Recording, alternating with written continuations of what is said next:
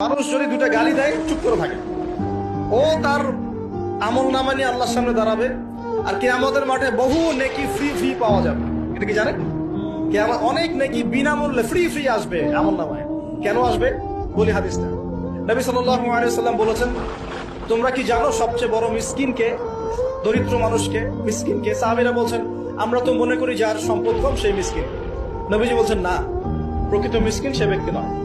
প্রকৃত মিসকিন সে ব্যক্তি যে কিয়ামতের মাঠে উঠবে উহুদ পাহাড়ের সমান নেকি নিয়ে উঠবে। উহুদ পাহাড় দেখেছেন তো? বিশাল পাহাড়। উহুদ পাহাড়ের সমান নেকি নিয়ে উঠবে।